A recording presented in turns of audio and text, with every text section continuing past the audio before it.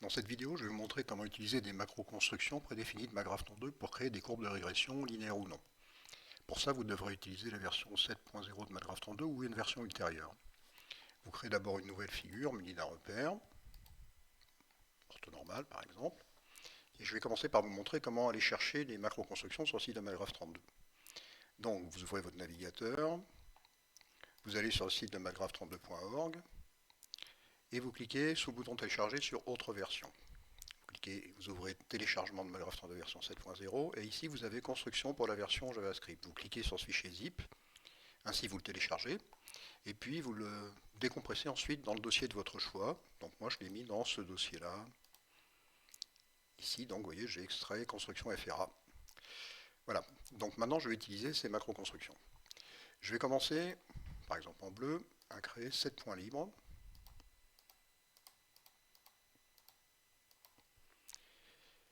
Et je vais créer une macro-construction qui va utiliser une macro-construction qui va me permettre d'avoir la droite de régression linéaire de ce nuage de points. Il faut noter que si je voulais, je pourrais utiliser cette icône, là, droite de régression linéaire de y en x. Il suffirait que je clique sur les points et j'obtiendrai ma droite de régression. Mais si je veux faire plus, et si par exemple je veux le coefficient de corrélation linéaire, à ce moment-là, je vais utiliser une macro-construction.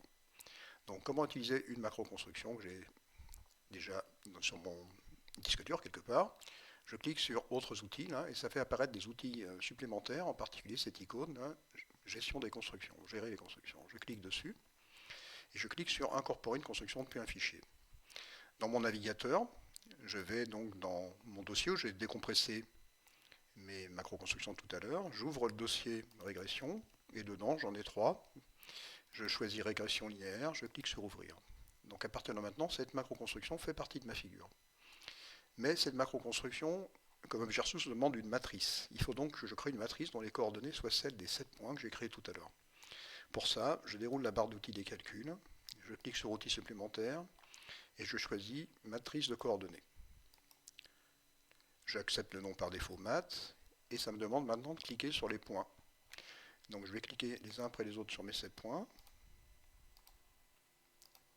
Et quand j'ai fini, je clique sur le bouton stop.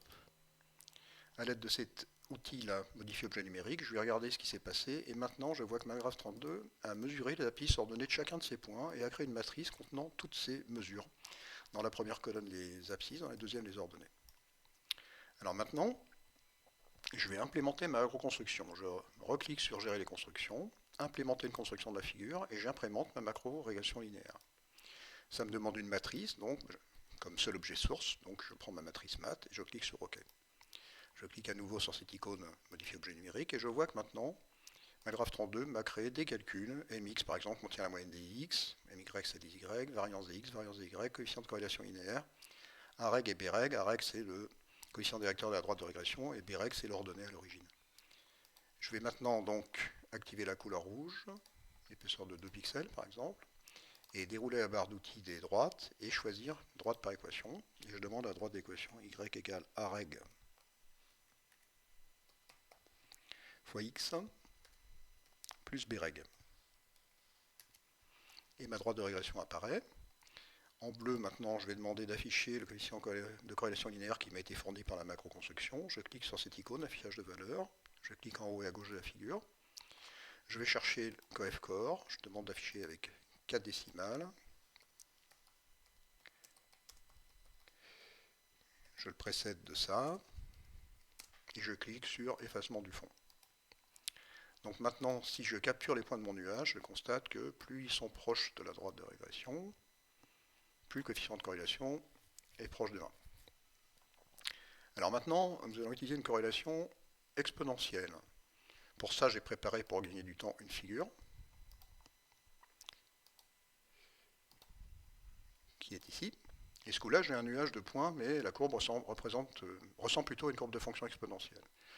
Je vais aller chercher, donc, à l'aide de l'outil gérer les constructions, incorporer une construction depuis un fichier. Ce coup-là, je vais donc toujours dans régression, choisir régression exponentielle. Je reclique sur cette icône, gérer les constructions, et je choisis d'implémenter une construction de la figure. Donc je vais implémenter cette construction qui me demande elle-même une matrice comme tout à l'heure. Donc j'affecte comme premier élément source la matrice, c'est le seul élément qui est demandé. Je clique de nouveau sur cette icône pour voir ce qui s'est passé, et je vois qu'il il m'a créé un coefficient de corrélation linéaire, un nombre A, un nombre R, et une fonction f définie par f de x égale a fois r puissance x. Et cette fonction, en fait, c'est la fonction d'approximation exponentielle du nuage de points par la méthode des moindres carrés. Donc j'active la couleur rouge, comme tout à l'heure. Et puis je vais demander, en déroulant cette barre d'icône des lieux, la courbe de la fonction f, hein, sur moins l'infini plus l'infini. Je vais demander 1000 points. Et voilà ma courbe de fonction exponentielle qui apparaît. Comme tout à l'heure, je vais maintenant demander d'afficher le coefficient de corrélation qui m'a été fourni par la matrice. Je l'affiche en haut à gauche, mettons avec 4 décimales.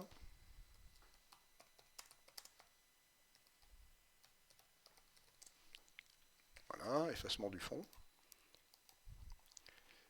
Et je constate que plus la courbe est proche de mes points, et plus le coefficient est proche de 1. A noter d'ailleurs que ce coefficient de corrélation est un coefficient de corrélation linéaire entre les logs des x et les y.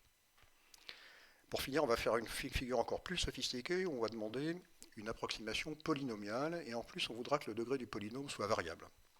Pour ça, j'ai préparé une nouvelle figure que j'ai appelée fig 3. Elle est déjà prête, donc j'ai encore 7 points là qui sont prêts. Je clique sur gérer les constructions, et comme tout à l'heure, incorporer une construction, et ce coup-là, je vais chercher régression polynomiale. Pour que le degré soit variable, je vais créer une variable, donc je déroule barre d'outils des calculs, je clique sur variable, et je vais créer une variable n, dont la valeur mini sera 2, la valeur maxi sera 10 par exemple, la valeur du pas sera 1, et la valeur actuelle sera 3. Je clique sur dialogue associé, ce qui en bas à droite me fait apparaître des boutons qui permettront d'incrémenter la valeur de n ou de la décrémenter. De nouveau, je clique sur gérer les constructions, incorporer depuis un fichier, et je vais ce coup-là chercher régression polynomiale.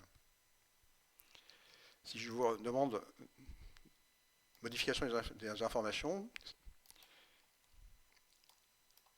ça me permet de voir ce que fait cette macro-construction. Alors, il y en a déjà une que j'avais incorporée dans la figure, c'est pas grave, elle est donc là 2 fois. Donc ça me demandera de donner en premier le degré, et en deuxième de fournir la matrice. Donc, incorporer une construction de la figure, j'en ai 2, en fait c'est les mêmes. Mettons celle-là. Alors, au premier élément source, qui est le degré de la fonction polynomiale d'approximation, je vais affecter ma variable, et au deuxième élément source, ma matrice mat de coordonnées de mes 7 points. Je clique sur cette icône pour voir ce qui s'est passé, et je vois que j'ai tout en bas une fonction f, qui est la fonction polynomiale que je cherche. J'ai aussi une matrice f qui donne les coefficients de mon polynôme, au cas où j'en aurais besoin. Donc, comme tout à l'heure, je vais demander la courbe de la fonction qui m'a été fournie par la macro-construction. Donc, courbe de fonction, courbe de f, mettons avec 1000 points, et je valide. Donc là, par exemple, j'ai la meilleure fonction polynôme de degré 3, qui est la meilleure approximation du nuage de points par la méthode des moindres carrés. Mais si en bas, je clique sur le bouton plus, je passe degré 4, degré 5, degré 6. Pour degré 6, ça passe exactement par tous les points. Degré 7, etc. Et vous remarquerez que ça reste parfaitement fluide. Très rapide. Donc ici, j'ai une fonction polynomiale de degré 7 qui est la meilleure approximation polynomiale de degré 7 de mon nuage de 7 points. Voilà, j'espère que ça vous a intéressé et que vous avez mieux compris comment utiliser les macro-constructions prédéfinies de MATLAB 32.